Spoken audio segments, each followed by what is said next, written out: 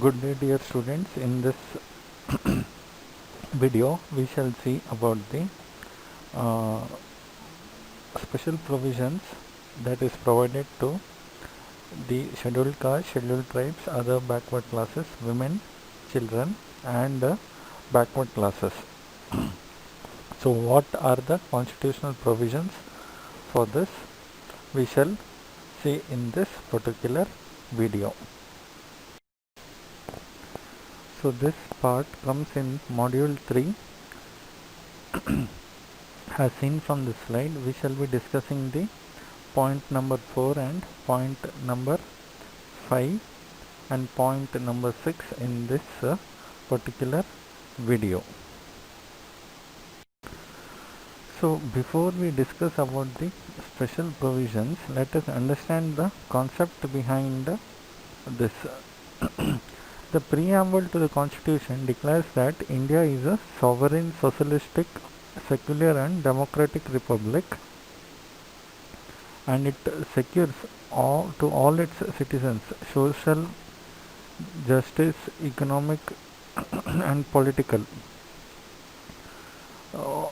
That is economic justice, political justice and social justice. So all these words written in capitals have their own significance. That means a democratic system stands on the foundation of equality and liberty, which means all citizens are equal in the eyes of law and in the eyes of the Constitution. However, Indian Constitution guarantees certain essential boons of justice, liberty, equality, secularism and socialism under Part 3 of the Fundamental Rights, and the ideals of social and economic democracy is contained in Part 4 of the Directive Principles of the State Policy. The fundamental rights were deemed essential to protect the rights and liberties of the people against encroachment of the power that has been delegated to an individual through the government. Now, the limitation on all this power of the government are essential for preservation of public and private rights. So,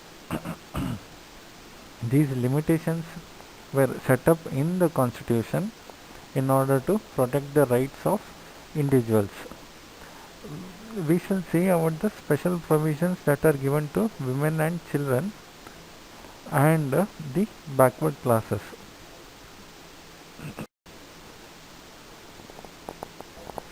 The framers of our Indian Constitution felt it sufficient, given the condition of women and children and their social order and their social status, that certain provisions required to be done in the Constitution, which will not only ensure equality between women and men but also provide certain safeguards to women and especially the children. This was taught because of the nature of the women and children in the society.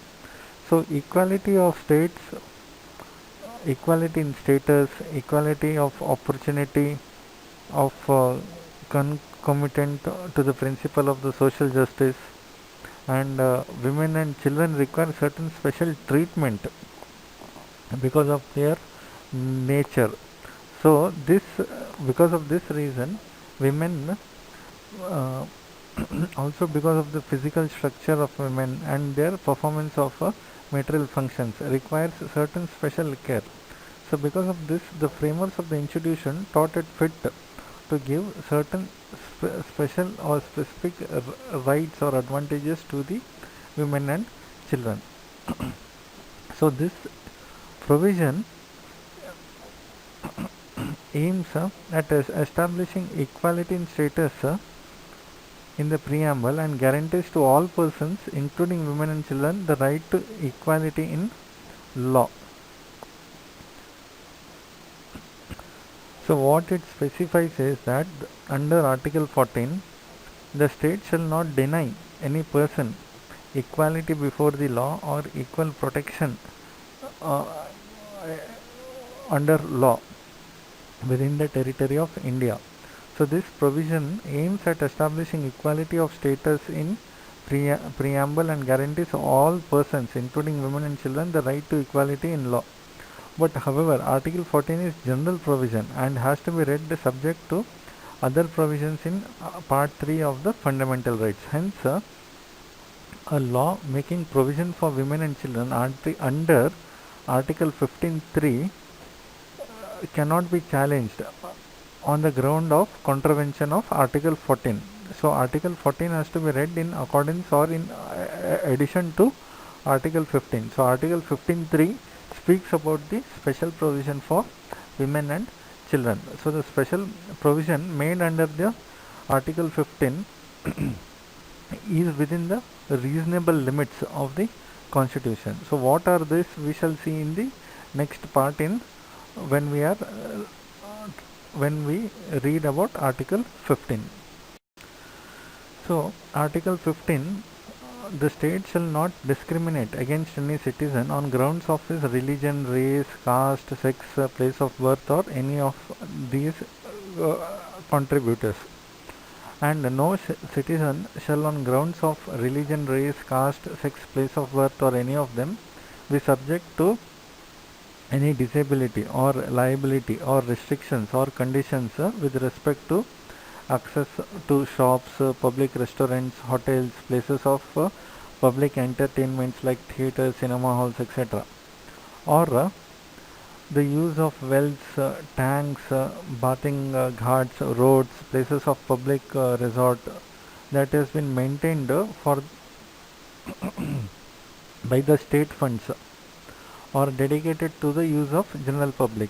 So person cannot be denied access to any of these facilities, especially when it is maintained by the state or by the government under its fund, and it is meant for public usage. However, nothing in this article shall prevent the state from making any special provisions for women and children. So what are the special provisions for women and children? We shall see in the next coming slide.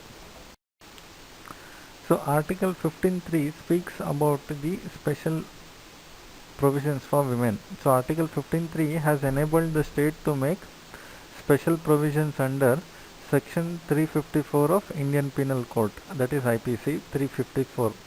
So assaulting or using force against a woman with an intent to outrage her modesty will lead to imprisonment for 2 years or fine or both.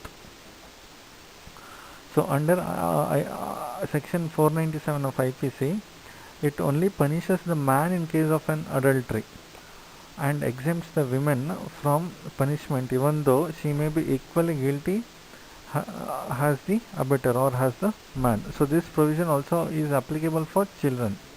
Under Section 497(1), that is Criminal Procedural Code, making special treatment for women and children in matters of granting bail is explained and mentioned in this. Under Section 494 IPC, it makes bigamy a punishable offence. That means a person cannot have more than one wife. As per the Hindu Marriage Act of 1955, it has made bigamy a punishable offence and given greater strength to monogamy, that is single marriage or single wife. And reservation of seats in local body also, that is local panchayats and other government bodies, also specifies that the person should have only one wife or monogamy. And Hindu Succession Act of 1956 made for these changes in law and improved the position of women and treated women on par with the men in case of succession of property, in case of property succession. And formation of separate educational institutions specifically for women, reservation of seats or places for women in public conveyance and public places and public resorts have been also put in place by the government for the safety of the women. Next is separate educational. As for the Factories Act of 1948, it provides separate facilities for treatment of women, and they are entitled to get maternity benefits as per the Maternity Benefit Act of 1961. So it ensures that free medical treatment and maternity leave for women is to be provided by the organization in which they are working. So state is competent under Article 15.3, 16.1, 16.2 and 16.4 for the constitution of and to give preference to women in government jobs where they are equally more suited than men. So these constitutional provisions ensure equality of opportunity to both women and in the society. So the purpose of Article 15.3 is to improve the status of women and empower them with the and economically empower them in the society and to bring about equality between men and women. The Article 39A also is specifically laid down for the rights of the women. So equal right of men and women to adequate means of livelihood and free legal aid is explained in Article 39A. 39D speaks about equal pay for equal work for both men and women. That is, both men and women have to be paid on par for the labor or the work that has been done. Article 42 directs the state to make provisions for securing just human conditions and for maternity relief. Article 47 speaks about the duty to raise the standard of living and improvements of the health of the women. Just like the provisions that is provided for the betterment of the women, there are certain provisions that have been mentioned for betterment of the children. So Article 15.3 empowers the state to make special provisions for children. So the constitution makers had known that India of their vision will not be reality if the children of the country are not matured and educated. So they ensured that the education of the children will be given prime priority. So for this and the to prevent the exploitation of children by different profit makers for their personal gain, the constitution makers incorporated under Part 3 of the Fundamental Rights Article 15.3, which empowers the state to make special provisions for children under this clause, and it is exception for children under the clause, and it is exception to the rule against the discrimination provided by clauses 1 and 2 of Article 15. So special provisions may be made either by legislation or by the executive order.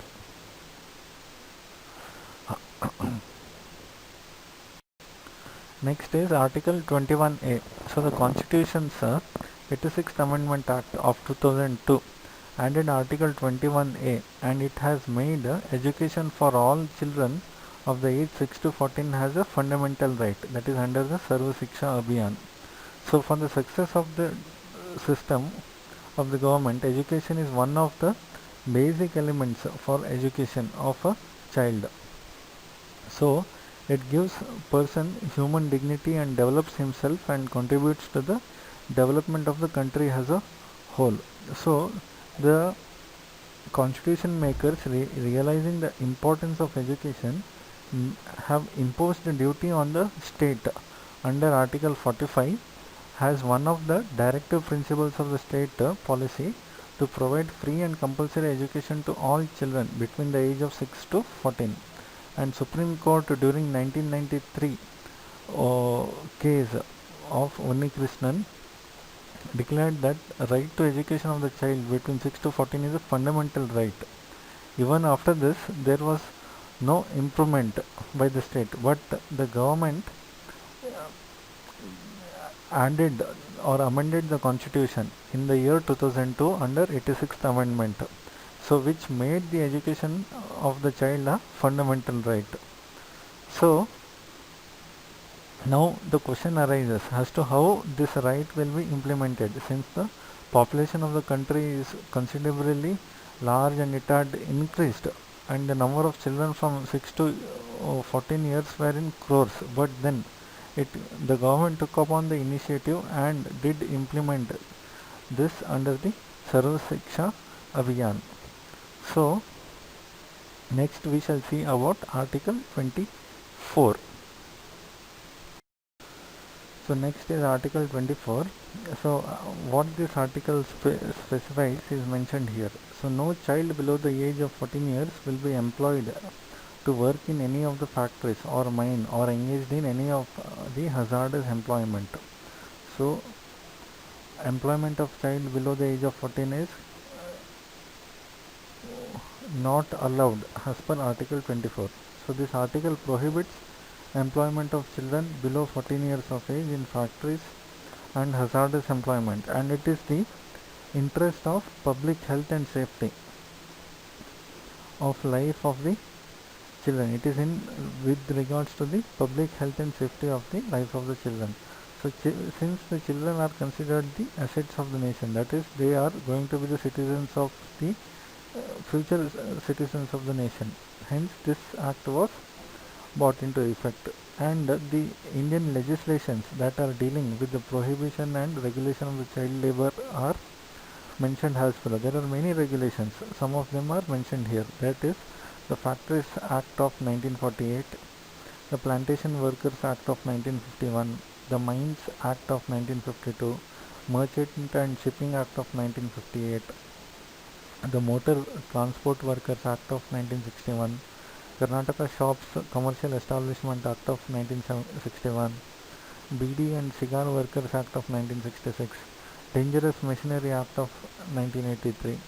So further, Part 4 of the Directive Principle of the State imposes on the states the obligation under Article 39E to protect the health and strength of the workers and tender age of the children, and also to ensure that they are not forced by economic necessity to enter into a vocation that is not suited for their age or strength. That is, they should not be forced to work because of the economic necessity.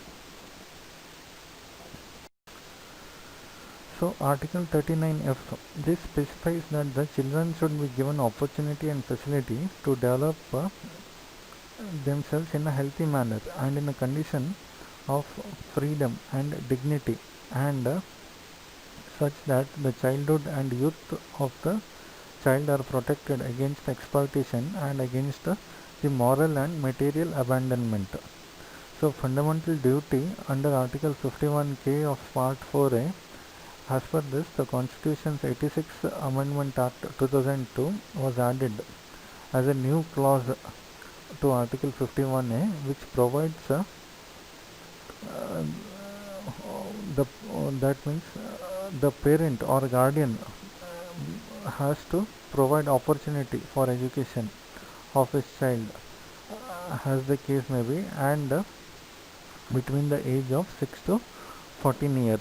So it is the responsibility of the parent or the guardian to provide education to the child. And however, some of the employments like cinemas, TV serials, advertisements, domestic works, commercial advertisements. So these things are to be done by kids, that is children only. So there it is not governed. So wherever child is required to be working or doing the part of the child, that is not covered by the existing legislations. The next is about backward classes. So the term constitutional provision for backward classes. So in the previous section we saw about the constitutional provision for women, and after that we saw about the constitutional provision for children. Now it was also necessary to know the constitutional provisions for backward classes in Article 14, 15, 16 and 17 and other provisions of the Constitution. So, how do we determine a backward class? So, the term backward class has not been defined in the Constitution. The preamble to the Constitution declares that it secures all its citizens justice, social, economic and political. That means the Constitution treats all the citizens as equal. So, in light of distributive justice of Article 14 guarantees equality between law or equal protection under the law for all. So, Article 15 prohibits discrimination on various grounds, and Article 16 ensures equality in public and employment. The ingredient of socialism finds its place in the system of reservation and safeguards that the state may introduce to uplift the weaker section of the society or weaker sections of the backward classes of the society. So now the question arises as to who can be considered as backward class, or what is the criteria required to be adopted to determine the backward class. Now, as already mentioned, the term backward class has not been defined in the Constitution, but the same term is used in Article 340, which provides that the President by order appoint a commission to investigate the conditions of these backward classes within the territory of India.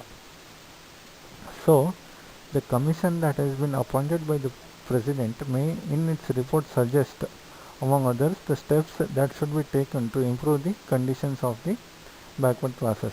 But even here, the definition of term is not finished. So therefore, the state must have a clear idea as to who actually constitute the backward classes, and it is necessary to know the criteria or factors that have to be taken into consideration in order to determine the backward classes. And for effective utilization of reservation and benefits that are pertaining to the reservation depends on the clear determination of the classes of the citizens for whom the benefits and upliftment projects have been incorporated in the Constitution. So, it is the responsibility of this commission to ensure that the required advantages reach the backward classes. It is up to the commission to determine the class and how it is to be imparted to the backward classes. The explanation for this slide I have given in the previous slide itself, hence I will skip this here.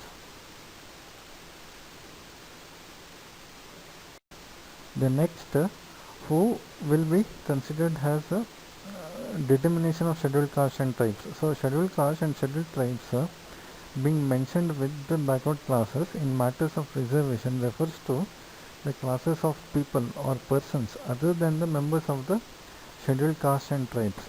So Article 341 of the Constitution provides that President has the authority to limit the notifications of this part or groups of castes within the caste. So it is up to the President to decide, and he decides on the recommendation of the committee.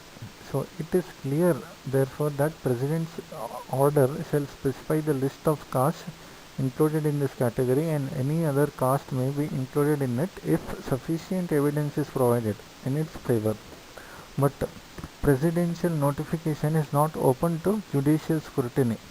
So a person belonging to scheduled caste must either be a Hindu or a Sikh, and the reservation privileges is not available to Christians, Muslims and Buddhists, Parsis, etc. So whatever recommendations are there cannot be challenged in any court. So it is not allowed for judicial scrutiny.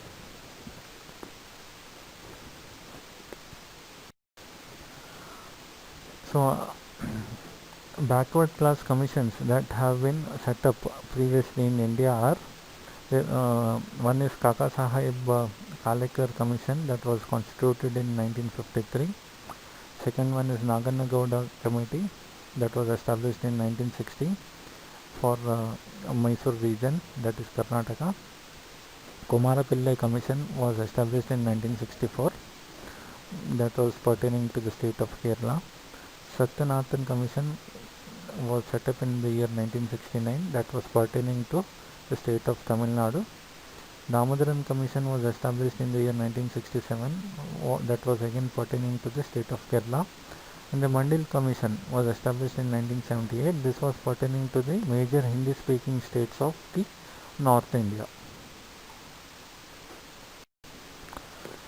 So for the advancement of the backward classes, we can call it as protective discrimination. So Article 14 and 16 of the Constitution guarantees the right to equality to every citizen of India. So Article 14 embodies the general principle of equality expressed in the preamble, and Article 15 and 16 laid down the specific application of the rules that was laid down in the Article 14. So what does Article 14 say? The Article 14 says the state shall not deny any person equality before law or equal protection of law within the territory of India. So the concept of equality does not only mean absolute equality among human beings, which is practical and physically not possible to achieve also. So it is a concept implying that absence of any special privilege by reason of birth, creed, or like in favor of any individual, or also equal subject of all individuals and classes to the ordinary law of the land. So the concept equality before the law derived from English rule of law, from the British especially. So equality before the law means like should be treated alike, and among equals the law should always be equal and should be equally administered. So the protection of Article 14 extends to both citizens and non-citizens, and also to the natural persons as well as the legal persons. Article 14 permits a reasonable classification, that is, classification should not be arbitrary, or it should not be artificial or evasive, but it must be based on real and substantial distinctions that bears a just and reasonable relation to the object sought to be achieved by the legislation. Next, test of reasonable classification. So classification should be reasonable and must fulfill the major two conditions, that is, classification must be founded on the intelligible, which distinguishes persons or things that are grouped together from other left out group, and the differentia must have a rational relation to the object that is to be achieved by this act. Next is Article 15. So the guarantee under Article 15 is available to citizens only and not to every person, whether citizen or non-citizen, has under the Article 14. So Article 15 subclause 1 directs the state to not to discriminate against a citizen on grounds of religion, race, caste, sex, or place of birth, or any of them. So Article 15(2) prohibits both state and private individual on the grounds only of religion, race, caste, sex, or place of birth, or any of them, with regard to access of shops, public restaurants, public places, hotels, theaters, cinema halls, and public entertainment places. But however, the use of wells, tanks, baths, ponds, roads, places, public resorts, all this also comes under Article 15b. And the object of Article 15 subclause 2 is to eradicate the social evils of the caste system. Article 15(3) speaks about special provisions for women and children, which has been clearly defined and dealt with in the special provisions to women and children section, that is in the previous video. Next slide we shall see about Article 16.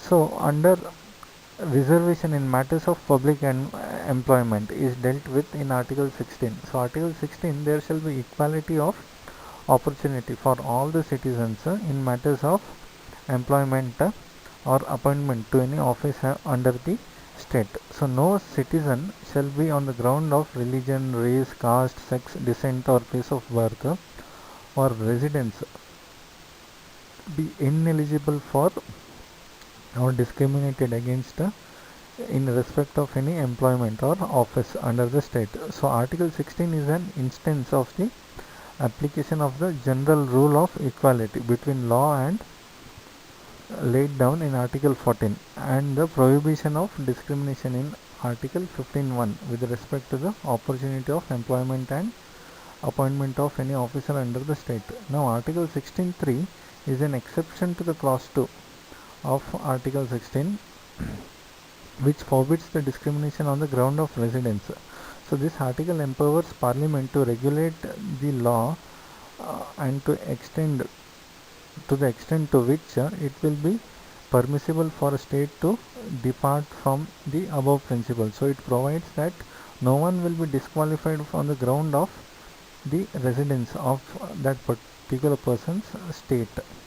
Next, Article 16 subclause 4. This is the second exception to the general rule that has been explained in 16(1) and 2. So it empowers the state to make special provisions for reservation of appointments of the posts in the favor of any backward class of citizens of that particular state. So in the next video we shall see about the emergency provisions. We shall see about the emergency provisions of the and the emergency rights of the government.